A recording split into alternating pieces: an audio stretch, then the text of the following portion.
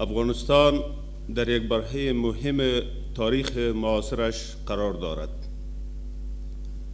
در این برهه تاریخی رسیدگی به مشکلات اقتصادی مردم افغانستان و مدیریت بهتر اقتصاد کشور در اولویت کاری امارت اسلامی افغانستان قرار دارد.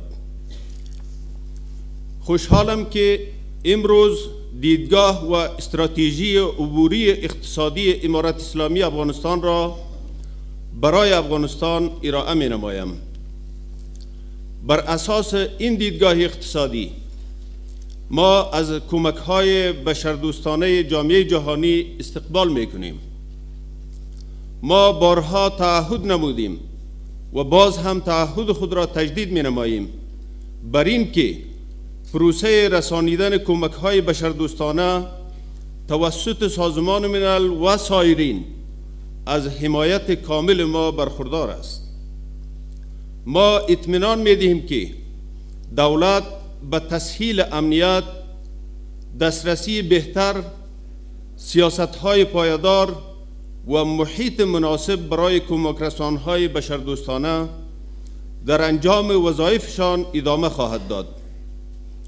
در عین حال ما می‌خواهیم روند توزیع کمک‌ها عادلانه، بدون تبعیض، مؤثر و شفاف باشد. افغانستان پس از گذر از مشکلات کنونی همچنان به کمک‌های انکشافی نیاز خواهد داشت، اما ما باید در مورد کمک‌های انکشافی به شیوه متفاوت‌تری فکر کنیم. شرایط سیاسی و غیر واقعی دونرها قابل قبول نیست. ما هرگز آن پیمان وابستگی اقتصادی را که سبب بحران شود نمی‌خواهیم.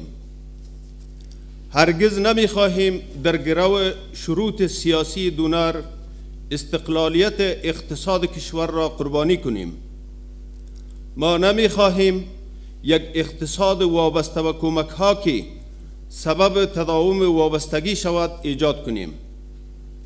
آنچه ما پیشنهاد می‌کنیم این است که در کوتاه مدت کمک‌ها مستقیما تطبیق شود و کمک دهندگان خودشان مسئول نتایج و اثرات آن باشند.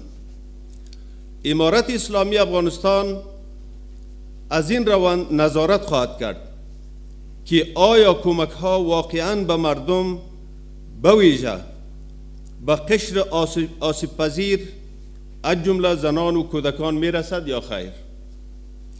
ما با جامعه بین المللی هماهنگی خواهیم کرد. پروژه ها را فعال و پشتیبانی خواهیم کرد و دیدگاه های خود را در مورد پیشرفت ارائه خواهیم داد.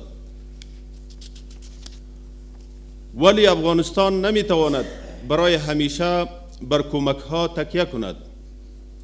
ما نیاز به اقتصاد بومی قوی و پویا داریم که بیشتر متکی بر ظرفیت‌های داخلی باشد. اهداف بلند مدت ما خودکفایی واقعی اقتصاد افغانستان است.